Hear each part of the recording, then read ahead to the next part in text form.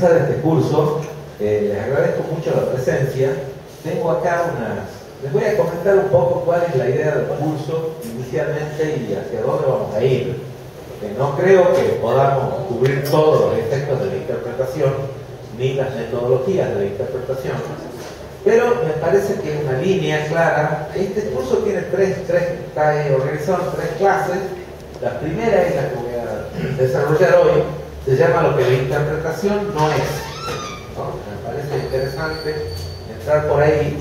Y la segunda se llama La interpretación y sus modalidades históricas, ¿no? La tercera, digamos, las 3 son analíticas, pero la tercera parece la que resume la cuestión. Le he puesto como título La interpretación, sorpresa y hallazgo.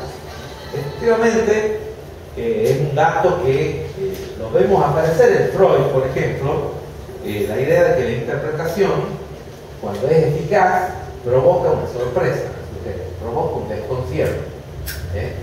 Ninguna comunicación en el análisis, no todas las comunicaciones en el psicoanálisis son evidentemente interpretaciones, según este criterio. Es decir, que muchas veces uno, qué sé yo, por ejemplo, saluda, o da un vaso de agua, o comenta algo, ¿no? Pero propiamente hablando, la interpretación lo que produce es una división del sujeto, propiamente hablando, o sea, un desconcierto. Desconcierto que aparece de muchas maneras. No quiero decir que la gente se pasme necesariamente. Algunos se pasman, pero por lo general, o también aparece la risa, el efecto de la risa cómico, también es un factor importante para reconocer una auténtica interpretación. El desconcierto, la duda, la vacilación, la caída de creencias previas, pero entonces no entiendo nada. Por ejemplo, cuando alguien en un análisis dice no entiendo nada, es un efecto muy interesante, es un buen efecto para interrumpir la sesión, ¿me entiendes? Para que el sujeto se ponga a trabajar, a pensar, a desarrollar algo, ¿no? Entonces, me parece que es importante situar esos efectos de la interpretación. La interpretación en psicoanálisis no funciona sin una cosa previa, que es más importante quizás que la interpretación, que es la transferencia. La transferencia. Es decir que, clásicamente, tanto en Freud como en Lacan, la interpretación está subordinada a la transferencia. Primero hay algo que el sujeto localiza en ese otro, que es el analista, lo localiza, cualquier cosa, que es simpático o que es antipático, que es muy inteligente o que parece tonto, no importa el rasgo que sea, ¿me entienden? Pero es algo que al sujeto lo engancha, y es propiamente una definición muy somera de lo que puede ser la transferencia. No es pensar que el analista es el padre o la madre o el tío o el abuelo. Puede suceder que el analista en algún punto encarne esas funciones, pero no es eso la transferencia. La transferencia es localizar en el campo del analista un rasgo que al sujeto lo engancha lo engancha quizás no con el analista propiamente hablando, porque el analista es ahí un medio, un motivo, un intermediario, lo engancha propiamente hablando con el psicoanálisis. Esto es interesante darse cuenta. La gente, si no todo el mundo, hay gente que cree que fomentando el amor a sí mismo y la propia, digamos, como dicen, la autoconciencia o la autorreferencia, se vuelve uno mejor analista. Es todo lo contrario. El analista puede ser, puede ser una persona brillante o puede no serlo. Puede ser muy simpático, puede ser levemente antipático, puede ser, qué sé yo, alguien que lee mucho o no. Pero lo que interesa es que deje pasar algo, se preste su ser para que el analizante coloque ahí ciertos rasgos que son claves, que lo enganchan, ¿me entiendes? Entonces es muy interesante porque entonces la interpretación, es lo que les decía, está regulada por la transferencia. Está regulada, evidentemente, si alguien no tiene alguna transferencia con el psicoanálisis, ¿por qué creería lo que el psicoanalista le dice? O le indica, por más ajustado y perfecto que eso sea. ¿no? Es evidente que si no tenemos algún tipo, digámoslo así, como de confianza, aunque sea una confianza bajo discusión. Digo, los varones, bueno, son tradicionalmente los más obsesivos, siempre están un poco, digamos, advertidos al psicoanálisis, ¿no? Van diciendo, bueno, no me voy a tragar fácilmente lo que el sujeto me diga. Pero el punto es que hay algo que engancha. ¿Cuál es la prueba de que alguien tiene una transferencia con el psicoanálisis? La prueba de que alguien tiene una transferencia con el psicoanálisis es que va a un analista. No hay ninguna otra. Decir que a uno le encanta el psicoanálisis, que es una maravilla y que es una teoría extraordinaria, puede ser de un enemigo del psicoanálisis. Lo hemos visto muchas veces. Pues no es precisamente esas personas las que promueven el psicoanálisis. La gente que tiene enganches con el psicoanálisis son los que se analizan. No saben muy bien por qué. ¿Por qué van a ver a este o a esta?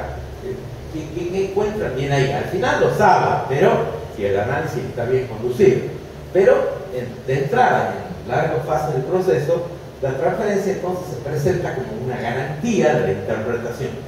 Es decir, que no es que la interpretación es exacta, perfecta, está adecuada, pega justo en el sujeto, por eso funciona. No, funciona básicamente porque le creemos a quien nos la dice. Tenemos esa fascinación. Fascinación, digo, puede ser discutida, puede ser una fascinación enojosa, puede ser una cosa que uno no termina de aceptar, ¿no? Pero el punto está, el punto es que creemos que lo que nos dice el analista alcanza algún grado de veracidad y por eso la interpretación toca. En ese punto la interpretación está subordinada. Bueno, si ustedes, por ejemplo, estudian, hay historia de la interpretación, no solamente dentro del psicoanálisis. Es decir, no hay que creer que el psicoanálisis es la única práctica, del curso, quieran llamarle, que se construyó en base a interpretación. Hay mucha historia. Por ejemplo, yo para darles una, no soy un experto ni histórico, digamos, pero está Aristóteles. Aristóteles tiene un libro que se llama De la interpretación. ¿No? Es muy interesante ese libro. No parece hablar de lo que nosotros hoy consideramos una interpretación. La idea de él es saber cómo, cuando uno enuncia algo, dice, por ejemplo, el día es hermoso, cómo se sabe o cómo se desarrolla esa afirmación para saber si es verdadera o falsa. Es decir, que para Aristóteles la interpretación está en relación a la veracidad o a la falsedad del enunciado. De entrada nomás nos dice, si nosotros decimos, por ejemplo, un hombre, estamos diciendo, dice Aristóteles, un enunciado, pero que no es capaz de ser interpretable. ¿Por qué? Porque no podemos decidir ni su verdad ni su falsedad.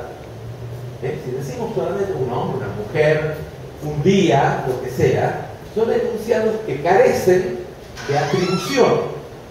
No tienen nada que diga, el día es hermoso, o el día es horrible, o el día es lluvioso, o el día es cardido, lo que sea. ¿Me entiendes? Entonces, no nos basta, dice Aristóteles, la simple enunciación, sino que necesitamos que el enunciado esté afectado de un conjunto de propiedades. Y esas propiedades son que uno predica algo, dice algo de ese sujeto que enuncia. Dice un hombre, tiene que decir qué es ese hombre, si es bueno, malo, hermoso, feo, agudo, obtuso, lo que sea. Es necesario predicar, si no, no podemos, dice Aristóteles, definir la verdad de eso. Es muy interesante, porque si Aristóteles hubiera quedado el simple proferir el enunciado, poniendo en suspenso la cuestión de la verdad o falsedad, hubiese inventado el psicoanálisis. Evidentemente por razones que, bueno, no sé, los especialistas en Aristóteles y los griegos sabrán, a los griegos no les interesaba tanto, algunos sí, pero digamos, les interesaba el lenguaje, pero les interesaba sobre todo el lenguaje en tanto predicaba, en tanto decía cosas sobre la realidad, sobre lo real, sobre lo externo al lenguaje mismo. Le interesaba decidir la verdad o la falsedad de un enunciado, pero Aristóteles reconoce que hay muchos enunciados que no se pueden juzgar como verdaderos o falsos, pero los enunciados existen. Algunos van por ejemplo, a la dimensión de la poética. Es decir, que son enunciados que producen un efecto de belleza, sea lo que sea eso, no discutir la teoría sobre la belleza, pero agrada, ¿me entienden? Uno se siente bien, le alegra, o lo hace pensar, o lo pone de buen humor, o lo coloca en una situación más serena, cierto tipo de enunciados, pero que no sabemos si son verdaderos o falsos, son más bien poéticos, como se dice habitualmente. Mucha gente habla poéticamente, ¿sí? A veces en la universidad me sale llevar a los alumnos a que dejen de hablar poéticamente y se preocupen un poco por la veracidad o falsedad de lo que dicen. En el examen eso es fundamental. No es cuestión de lo bello, o lo extraordinario, o lo raro que hable alguien, sino si se ajusta a la verdad o la falsedad. Bueno, en ese punto me pareció muy interesante esta distinción de Aristóteles, de reconocer que los hombres producen muchos enunciados, hablan de muchas cosas, a veces hablan de más, pero que no todos son afectados por la verdad o la falsedad de las cosas que dicen. Piensen que Freud es lo que hace que cuando le dice a un paciente, hable de lo que se le pasa por la cabeza sin preocuparse si es verdadero, falso, absurdo, ofensivo, escandaloso, asqueroso o grato, ¿no? Suspenda el juicio de valor sobre los enunciados que va a proferir. Condición clave para la interpretación analítica.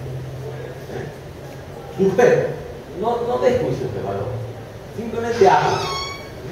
Bueno, entonces me parece que en cierto sentido Aristóteles,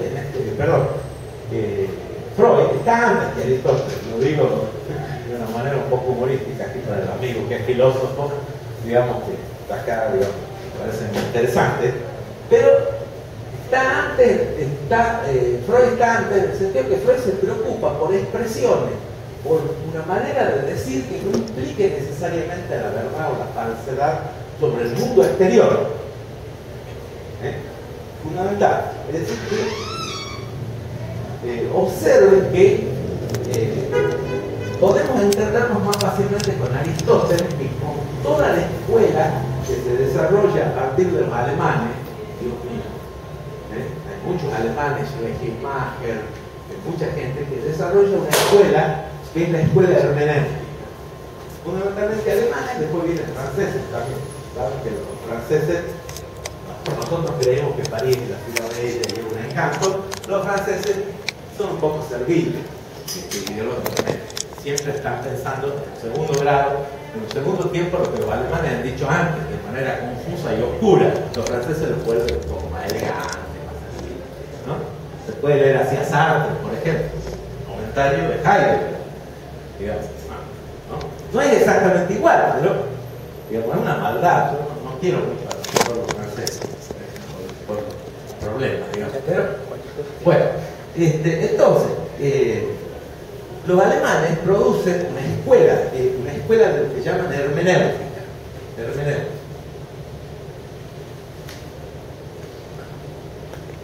que sería una ciencia, por decirlo así, lo digamos así, del sentido. Es decir, ellos se dan cuenta de que las palabras que utilizamos, los enunciados que utilizamos, no predican solamente, así como se le ha dado cuenta a Aristóteles muchos siglos antes, no predican sobre la realidad de las cosas, no predican sobre el mundo. Porque si alguien le dice a la mujer, estoy enamorado, no predica nada sobre el mundo, predica sobre sí mismo. Algo dice de su estado de ánimo, pero no sobre el mundo. Entonces, me parece que se dieron cuenta, retomando algunas cosas del griego, que existe el sentido de las expresiones, la significación de las expresiones. Las expresiones, cualquier enunciado, supone una referencia. O sea, si decimos, por ejemplo, siempre se ponen ejemplos banales, el gato es blanco, ¿no? Es que suponemos que ese enunciado predica algo de un ser que llamamos gato, que está poseído de blancura, o sea, que tiene el pelo blanco, ¿cierto? Pero además, todo enunciado tiene una significación. Es decir, que aparte de predicar algo sobre el mundo, si ya hay 800.000 lenguajes, quiere decir que no hay significaciones compatibles. ¿Comprenden? Si no, habría solamente un solo lenguaje, todos nos entenderíamos fácilmente. El problema es que no es así. ¿Me entienden? Gracias a Babel se ha instalado este problema. Entonces, los filósofos empiezan a pensar en la significación, en el sentido del enunciado, no en lo que dicen sobre el mundo necesariamente. El gato es blanco es un poco difícil volverlo equívoco, pero la mayor parte de los enunciados mucho más complejos, son necesariamente equívocos. Son extraños, pueden dar lugar a muchas significaciones. No sabemos muy bien dónde está la referencia de su enunciado. Esa es la idea. Porque precisamente el lenguaje es un plus, no es una cosa, no sabemos cómo, pero no hemos aprendido a hablar para hablar de los objetos del mundo. Solamente puedo conceder eso. El lenguaje puede servir para hablar de los objetos del mundo, pero no es solo por eso. Usamos palabras, 10.000 idiomas, 5.000 expresiones, 70.000 frases distintas para referirnos al mismo objeto del mundo. ¿Me entienden? Entonces el lenguaje es un plus. Hay un plus, hay algo que no es reducible a la referencia misma. ¿Me entienden? Eso es lo que hace difícil creer que el lenguaje sea un instrumento. ¿Me entienden? No es un hacha que uno sabe que sirve para cortar madera, digamos, para tirar abajo un árbol. Una palabra puede servir para insultar, para ofender, para alegrar, para elogiar, para mentir. Se puede decir una palabra cuando uno cree otra cosa, en realidad. Justamente uno miente. Es decir, que en sí mismo el instrumento ese que parece. Cuando les digan que el lenguaje es un instrumento, bueno, ustedes están haciendo una materia, digan que sí. Bueno, se anota esto y después se va y se dice en el examen, no hay ningún problema. Pero piensen un poco que es un poco difícil concebirlo como un instrumento, no es una cuchara. La cuchara metemos, no sé, un líquido, un poco de puré en la boca, pero no hay muchas funciones posibles de una cuchara. Pero sí de la palabra cuchara. Se puede cucharear, se puede ser un cucharón, ¿no? Es muy interesante empezar a hacer jugar el efecto de equívocos, como que un gol de cuchara. Gol de cuchara. Antes le decían así, ahora. No, claro, por supuesto, hay formas muertas, pero también han existido. Es decir, que de pronto la palabra misma parece independizarse de los objetos que nombra, que supuestamente nombra, al cual está dirigida. ¿Entiendes? Bueno, entonces la hermenéutica supone que el sentido es fundamental, el sentido que tiene la expresión. Hay una larga escuela, hay escuelas históricas alemanas, un montón de gente Eso empieza mucho con la interpretación de la Sagrada Escritura. Es una cosa que empieza con la teología, porque la teología se da cuenta a partir de las decisiones religiosas. Por ejemplo, los protestantes desarrollaron una escuela hermenéutica muy interesante, muy importante, porque discutían con los católicos y querían decidir el sentido. Evidentemente son religiones basadas en un libro, no están basadas en que Dios aparece todos los días y dice algo a la gente, no, están basadas en un escrito, religiones literales, digamos, ¿no? De texto.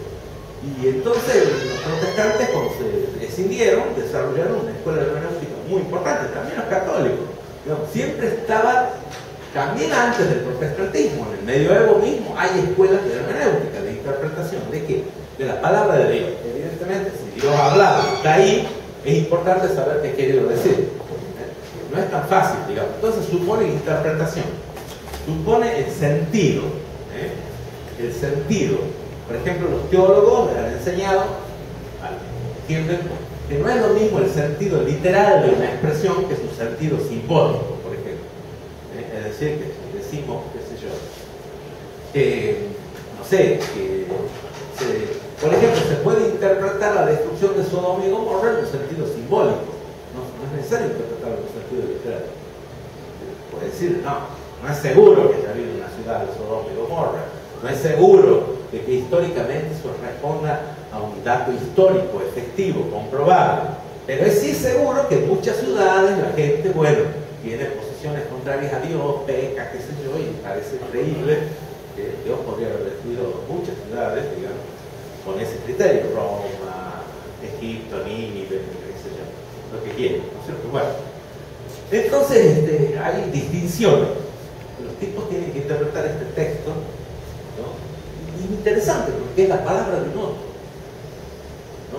No es un hecho, no es como la ciencia, supuestamente. La ciencia dice, bueno, los objetos se caen. ¿Y qué suponemos? Bueno, Aristóteles dice que son pesados, por eso se caen. Después viene Newton y dice, no, hay ley de gravedad.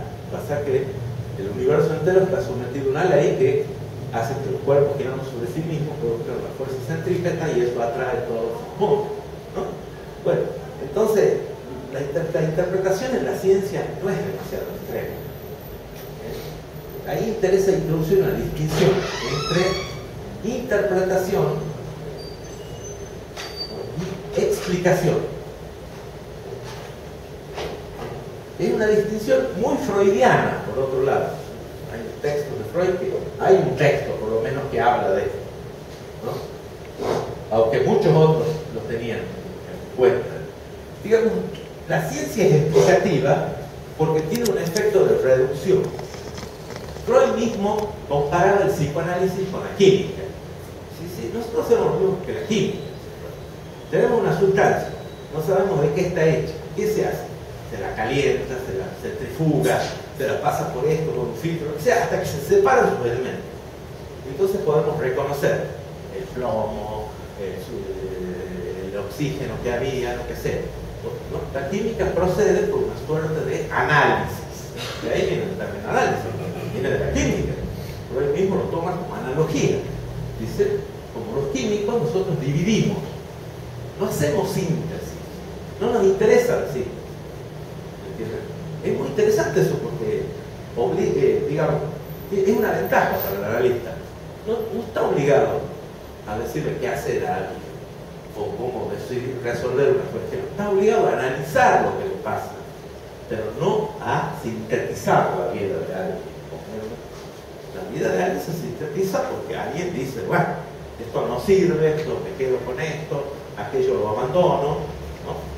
Se sintetiza en alguna dirección, pero no es una tarea analítica. Entonces, Freud decía, la explicación que consiste en referir un hecho X a una ley, por ejemplo, a una ley general, reconocer un hecho determinado, introducido en una ley general, o supuesto en una ley general, es reductiva. ¿Me entiendes? Es reductiva en muchos sentidos. Por ejemplo, digamos, qué sé yo, si uno, no es más lindo que uno le digan que es Dios el que hace salir el sol todos los días y que el día es bello porque la divinidad velando sobre los hombres ha hecho que salga el sol, qué sé yo, a que nos digan, no, lo que pasa es que estamos en la época de verano, va a salir el sol todos los días, no hay ninguna posibilidad de que intervenga algún ser superior en eso, es una ley, es una regularidad de la naturaleza. ¿Entiendes? Entonces las explicaciones en general, las explicaciones científicas reducen el sentido y en el límite, no todas las ciencias operan de esa manera, pero en el límite las reducen a expresiones matemáticas.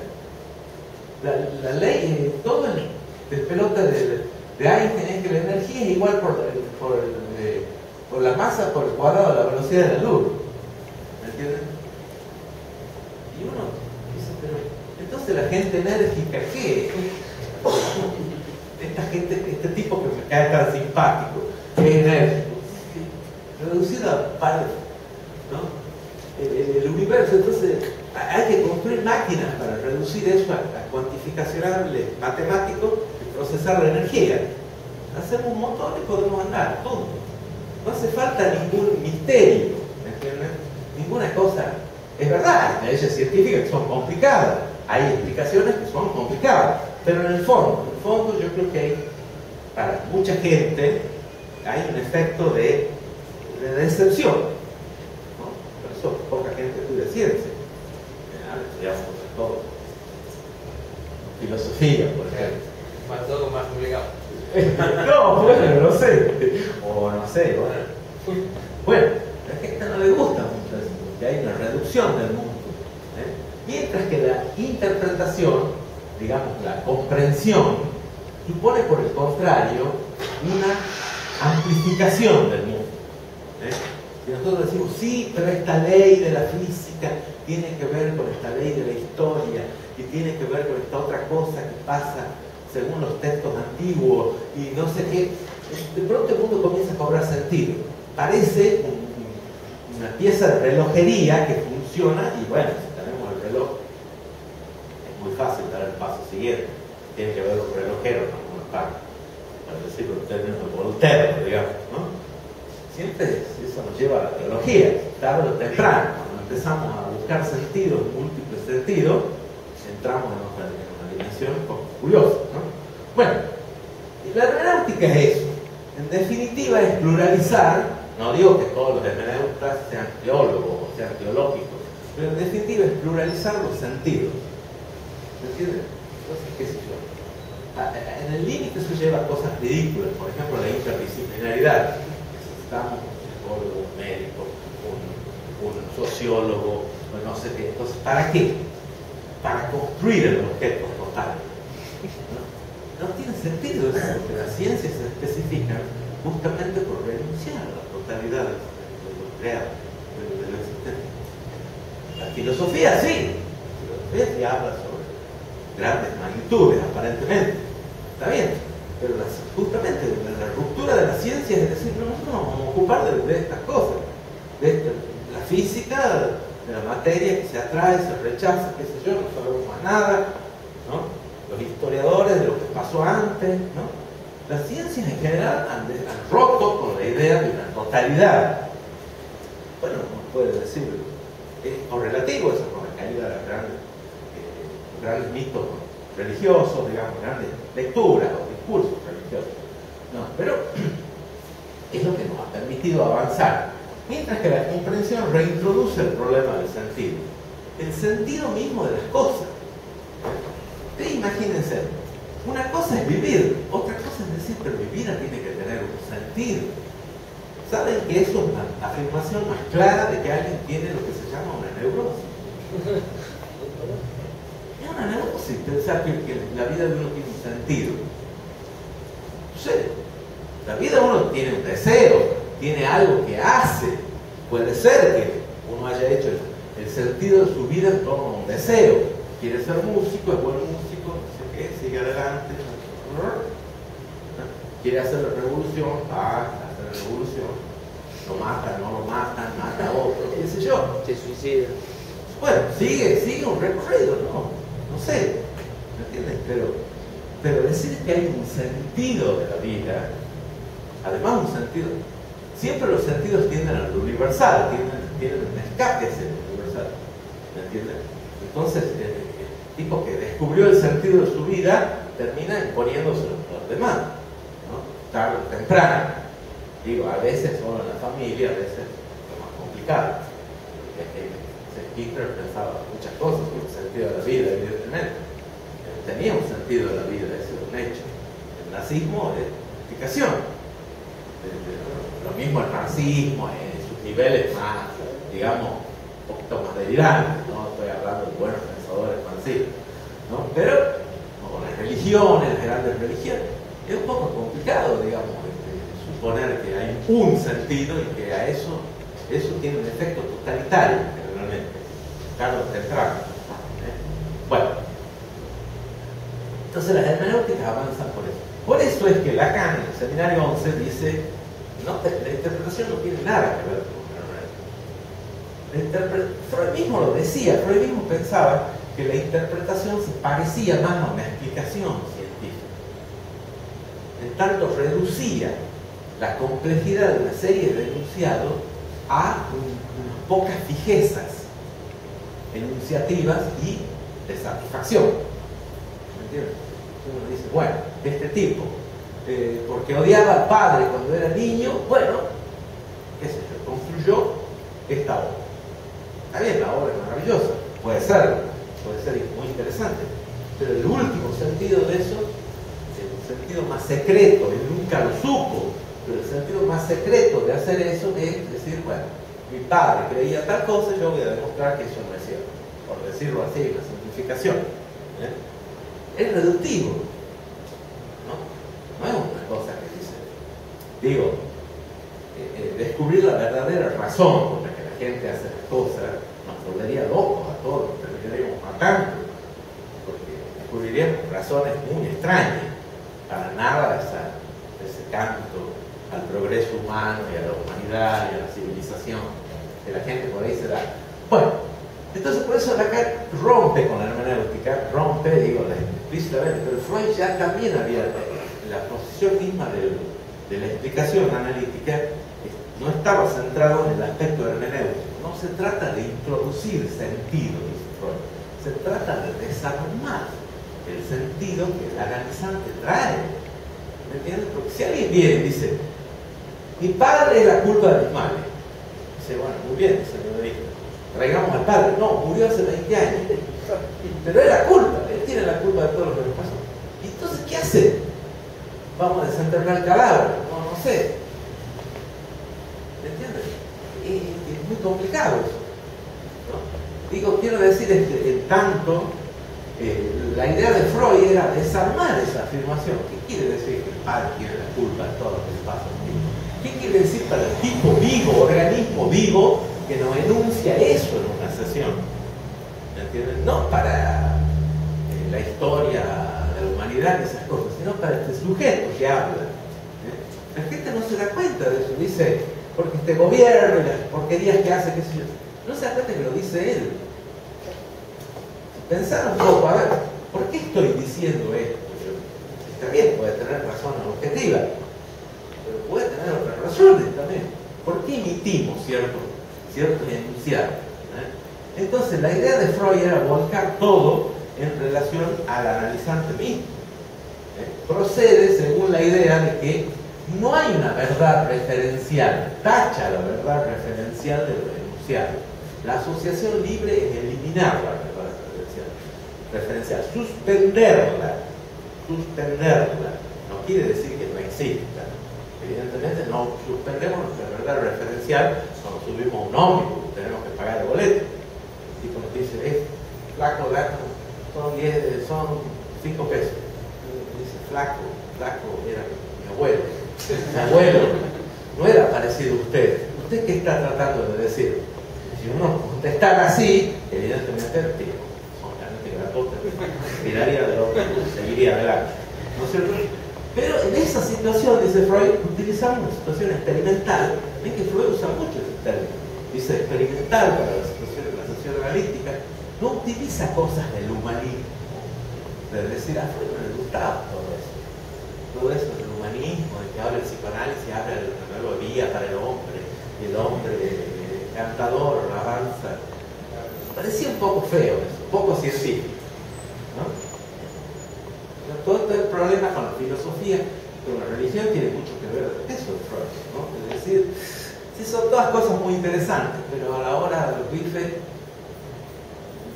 decir que, no sé, que todo esto pasa porque el ser humano está sujeto al pecado original, sí, es una explicación muy culta, pero no arregla nada de lo que pasa en la situación actual, ¿entiendes? Entonces, Freud interpretaba a la manera de una explicación, reduciendo los enunciados a sus elementos. Y sobre todo, decía Freud, los elementos que faltan. Es decir, pensaba que ninguna enunciación, ninguna cosa que hable la gente es completa, siempre falta algo.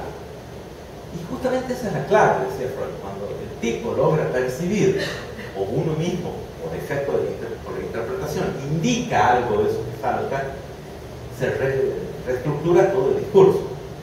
A Freud parecía que para la vida de los hombres era mejor reestructurar el discurso que reestructurar la propia vida. ¿Me entiendes? Porque si uno reestructura el discurso, la propia vida se reestructura sola.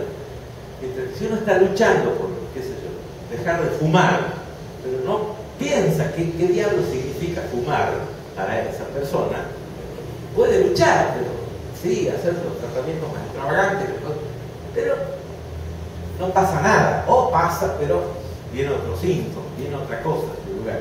Bueno, entonces la interpretación de Freud aparece como una suspensión de la referencia para introducir una nueva referencia. No es que hay un lenguaje absolutamente vacío, es un lenguaje que habla, la referencia es el sujeto que emite esos enunciados.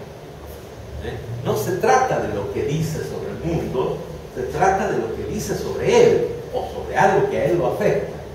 ¿Comprenden? Esa es la clave de la interpretación. Ustedes vean que si vamos a introducir la interpretación por esta vía,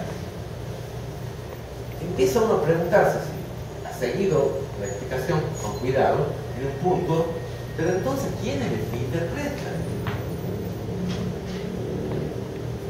¿No? Porque Freud no dice el analista, que es una persona culta, sana, estudiosa, es el que le dice al paciente cuáles son sus problemas. Eso es lo que cree todo el mundo que estudia psicología, cuando se claro. Qué bueno, me van a convertir en una persona culta, sana, entonces yo le voy a poder decir a los otros lo que les pasa. Bueno, Freud no dice eso. No dice, no, el propio analizante habla, despliega cadenas asociativas, se acuerda de una cosa, viene un sueño, comete un lapsus, va, vuelve, de pronto dice algo interesante, el analista lo subraya, ¿no? Es decir, que uno se pregunta, ¿quién diablos interpreta el psicoanálisis?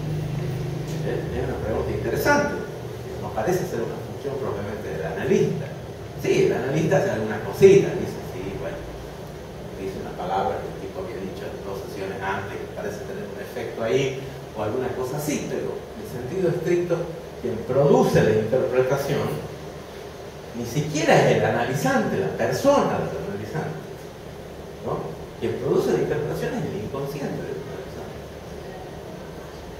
propiamente hablando. Un sujeto puede decir, ahora se me ha ocurrido una idea que me parece extrañísima, nunca hubiera creído que yo voy a poder decir esto, y lo dice, pero no lo reconoce como propio. Sí, pero es lo que él ha dicho. ¿Entiendes? Entonces, ese efecto muestra que la interpretación, si la transferencia está asegurada, y la interpretación funciona no produciendo sentido, ¿no? Sino al contrario, reduciendo el sentido, más bien. Es verdad, es verdad. Digo, si ustedes se analizan lo suficiente, se van a dar cuenta que finalmente uno no encuentra mucho sentido en la vida. Sí, encuentra lo que uno quiere hacer, las ganas que uno tiene, los intereses que uno lo llevan a determinadas cosas, y a otras que no les interesan en absoluto, y las deja absolutamente de lado. Y a veces tienen que pelearse con la mujer, con los amigos, lo que sea, porque dicen, no te olvidas de que es importante ir a comer con el abuelo, ¿no? Sí, sí, es verdad, vamos a comer con el abuelo,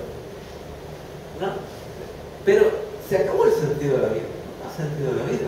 Hay deseos sobre la vida, hay deseos de estar vivo y de construir algo, pero que tampoco uno se los impone al prójimo, ¿no? Entonces, observen, si la interpretación, esto también tiene que ver con una frase que dice Lacan, que es muy interesante, que va a comentar algo Gabriel Artaza en la tercera clase, que la interpretación atañe a la causa del deseo, ¿no? Que es la idea de que va ahí, va a la causa del sujeto, propiamente dicho. Las buenas interpretaciones tocan ese punto. Bueno, por ejemplo, en Freud hay muchas interpretaciones, pero hay interpretaciones notables. Ustedes, les recomiendo que cuando intenten saber qué es la interpretación para Freud, buscar ejemplos, no vayan a leer los 5 grandes psicoanálisis, porque en realidad los 5 grandes psicoanálisis son tesis, no cuentan cómo fue ese análisis, no cuentan sesión por sesión cómo fue el análisis, tienen tesis, dicen, bueno, esto lo modificamos en este punto, o pasó tal otra cosa, o qué sé yo, ¿no? Pero sí, por ejemplo, supongamos, hay Theodor Rack, un discípulo de Freud, que era un tipo muy inteligente, pero no era médico, ni era psicólogo tampoco, ¿no? Es muy interesante. El tipo le hablaba a Freud todo el tiempo, le comentaba, ¿no?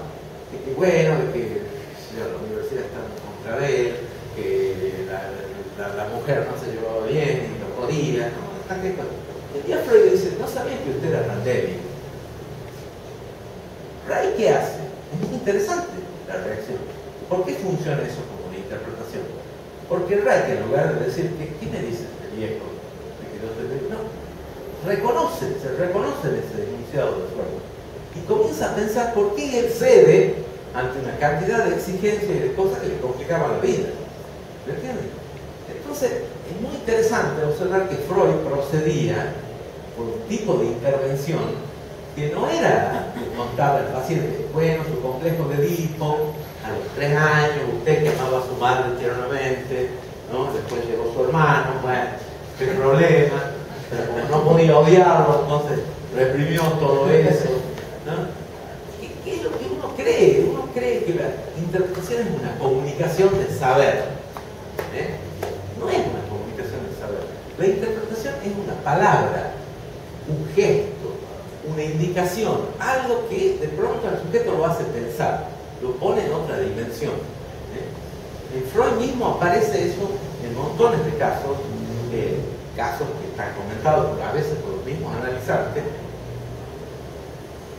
bueno, y que llevan a intervenir en esa dirección, digamos, en situar la interpretación en función del propio analizante.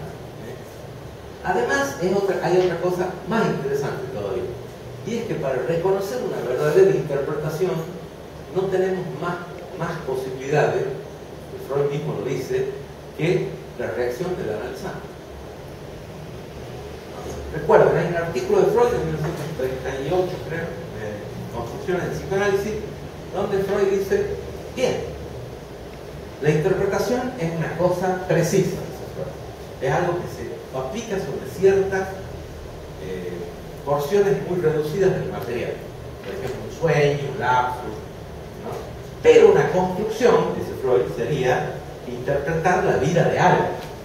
Es decir, bien, esto yo decía un poco broma, como usted, su madre, falleció muy joven, usted, su mujer, no sabía qué hacer, no encontró sus modelos en su tía porque era una mujer amargada, finalmente decidió virilizarse. No es que usted sea homosexual, sino que usted aparece como alguien viril porque tiene un montón de identificaciones viriles, bueno, es contar algo analíticamente, ¿no? Pero Freud dice, bueno, ¿qué? Supongamos que el analista diga eso, ¿no? Sabemos si Freud lo decía, es de suponer que lo decía pero medio a media, no era demasiado prudente, pródigo en esa construcción. ¿Cuál es la prueba de que esa construcción o la interpretación misma ha causado un efecto positivo? Ha causado un efecto, que es lo que nos interesa, no nos interesa si es bueno o malo el efecto, ¿entienden? Eso también es interesante, que el analista dice cosas y no está preocupado por decir, no, acaba de morir la madre, ¿cómo le voy a hablar de tal cosa? Sí, a veces es necesario regular un poco eso, pero no está preocupado necesariamente por eso. Bueno, entonces, ¿cómo sabemos que esa intervención analítica es eficaz? Que ha tocado algo en el analizante.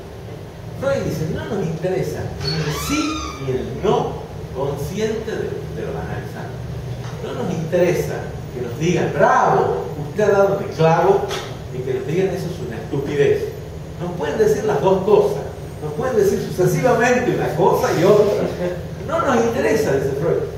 ¿Entiendes? Pero que no nos interesa no quiere decir que uno se ría de lo que dice el paciente. No, simplemente que uno no escucha eso. ¿Entiendes?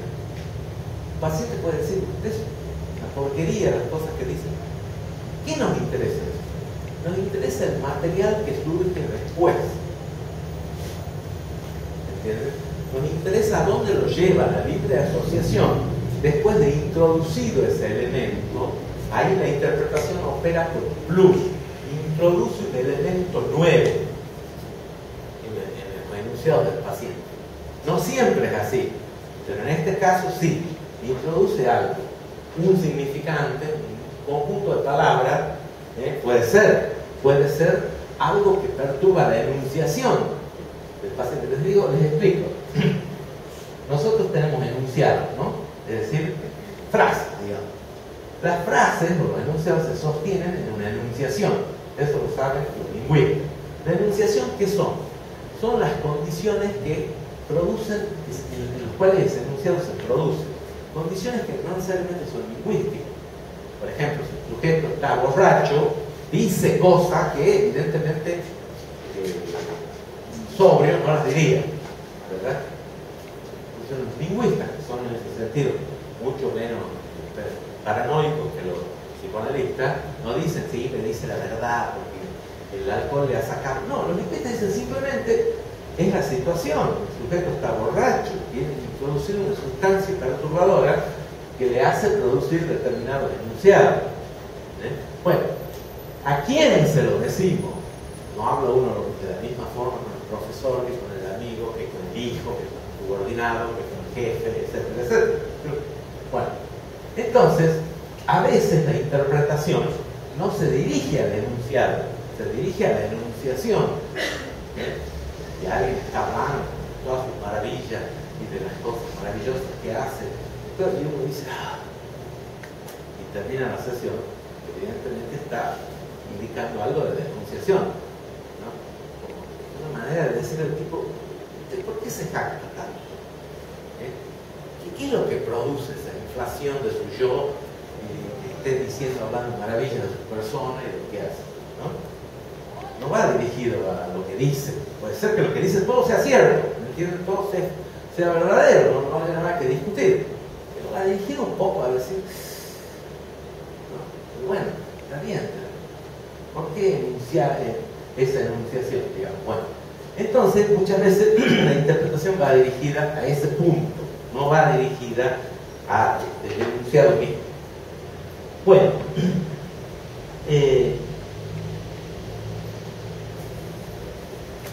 bien, en la interpretación de los sueños, por ejemplo, capítulo 2, Freud, para proseguir con el tema de Freud, bueno, está claro lo que digo, está más o menos claro, se orienta, digamos, hacia dónde va. Bien, entonces, en la interpretación de los sueños, Freud dice, primero, el hecho, tomo la interpretación de los sueños porque es un texto donde Freud habla mucho de la interpretación. Para hablar, por supuesto, no es un texto sobre interpretación, necesariamente, pero habla mucho. Dice, bueno, dice Freud, primero dice, interpretar un sueño es indicar su sentido. Pero dice, ¿qué sería el sentido para Freud? El sentido sería que un sueño, ¿no?, aparece en el curso de la vida psíquica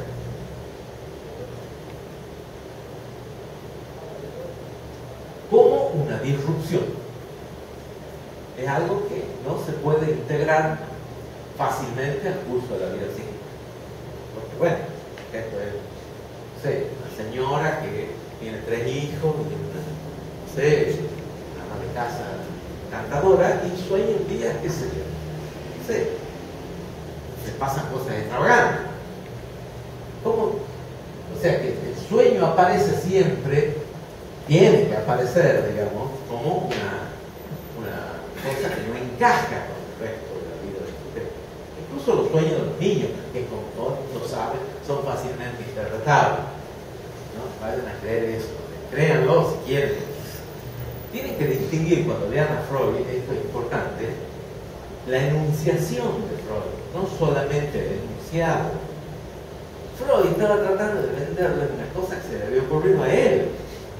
¿Entienden? Es como un tipo que va a vender, qué sé yo, una cosa para limpiar metal en los ómnibus. Que dice cualquier cosa, no sé.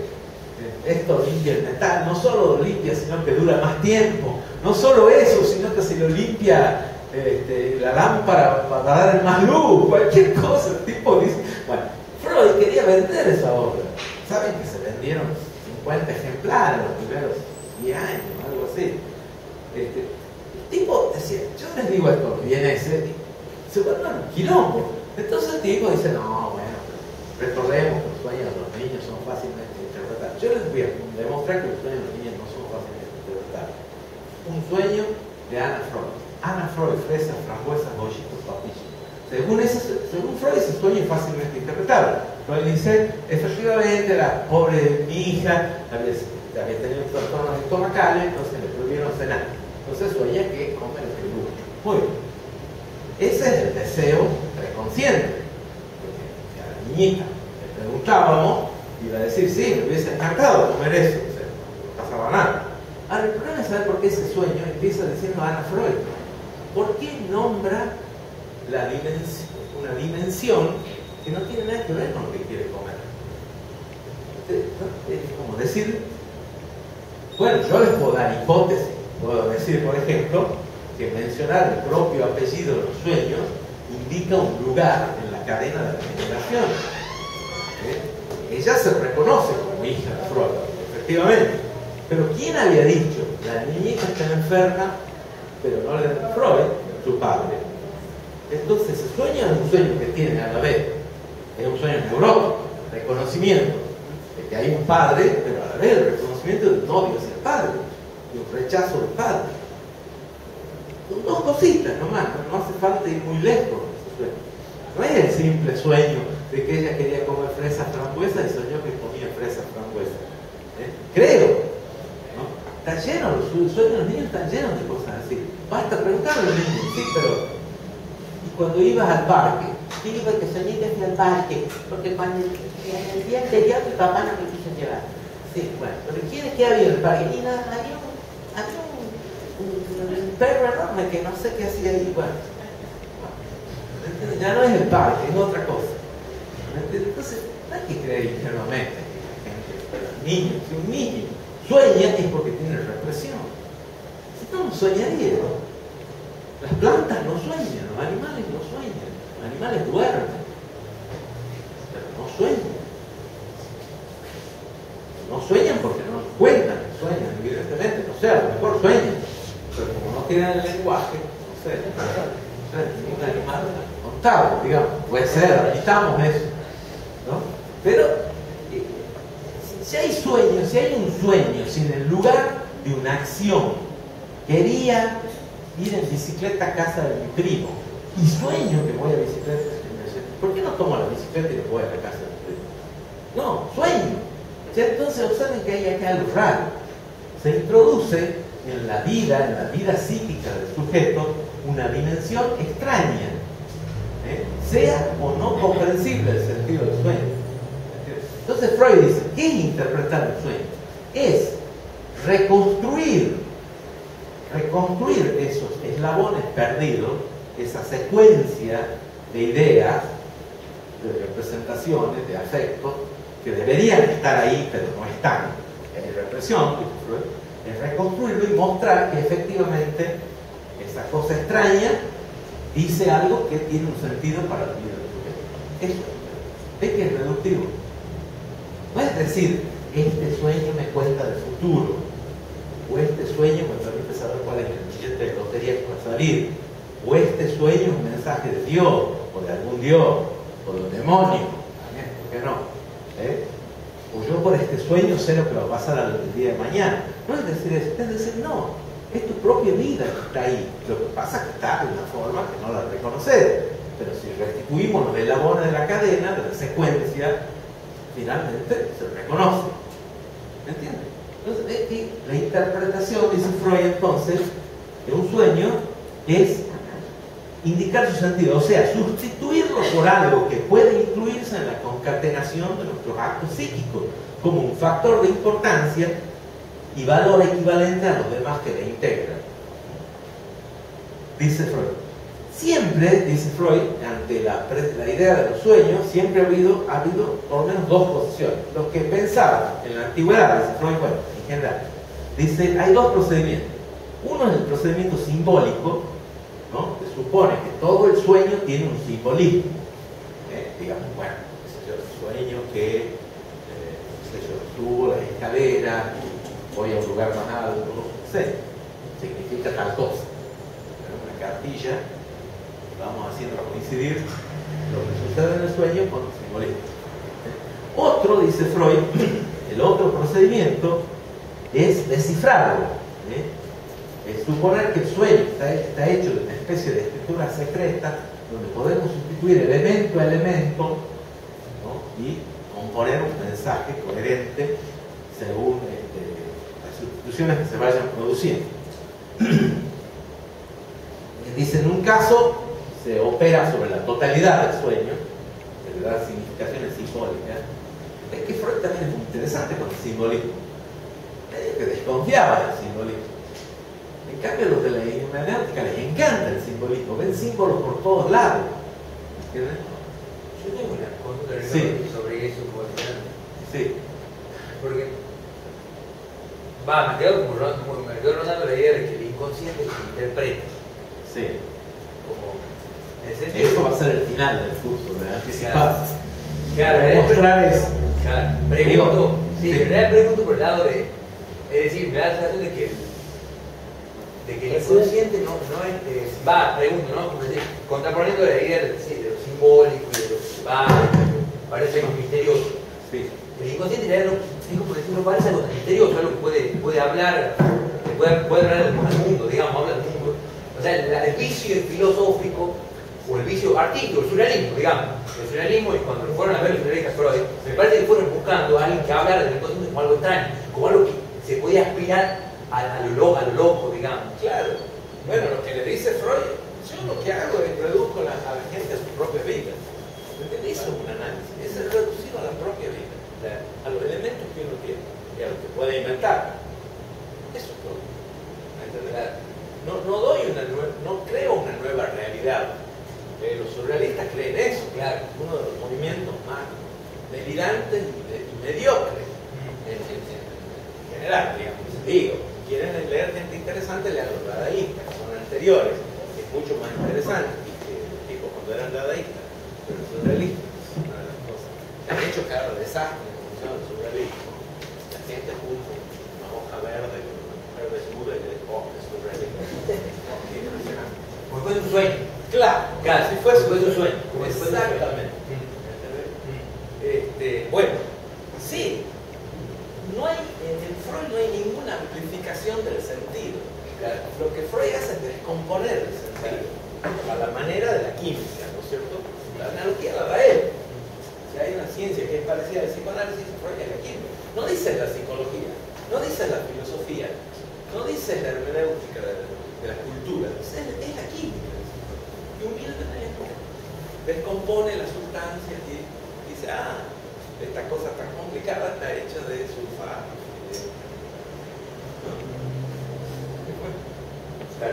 Entonces, evidentemente es complicado, digamos.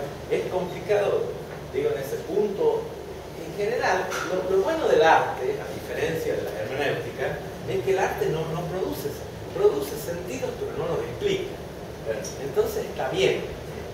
El arte es como decir, bueno, por un momento suspendamos nuestras relaciones con el mundo, con la realidad, y viajemos por cosas extrañas, veamos cuadros extraños, obras de teatro. Bueno, es un momento, claro. Más allá de todo el daño que puede producir en la cultura artística, que es un momento, claro, es un momento artificial. ¿Me entendés? Los artistas no se dan cuenta de eso.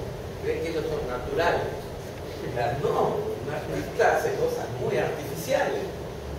Sí, son hermosas, vale la pena que existan, porque gran parte del universo humano está lleno de esas cosas. ¿Entendés? Pero, bueno, está bien. A mí me encantan los artistas, me parece muy interesante lo que hacen, pero me doy cuenta de que está bien, está muy bien. Ahora, cuando vos querés construir, los críticos son lo peor, porque los críticos quieren construir a partir de lo que el artista hace, quieren construir un sentido. ¿Me entendés? Entonces ahí meten sentido y sufren. Bueno, al final, qué sé yo. Tal vez por eso los artistas actualmente se han vuelto inútiles. Digamos. Sí, ¿para qué hacen? Ponen un vaso medio lleno y eso. Es como si para que hablen crítico. Claro, para que hablen crítico. Para que den sentido crítico. Exactamente. Bueno, y el arte no es algo para construir sentido, sino para gozar. La gente no se da cuenta de eso. Pero es grato ver un cuadro bien pintado. Es lindo ver una estatua maravillosa o una arquitectura extraordinaria. Nada más, es grato. Me gusta. Y esto te gusta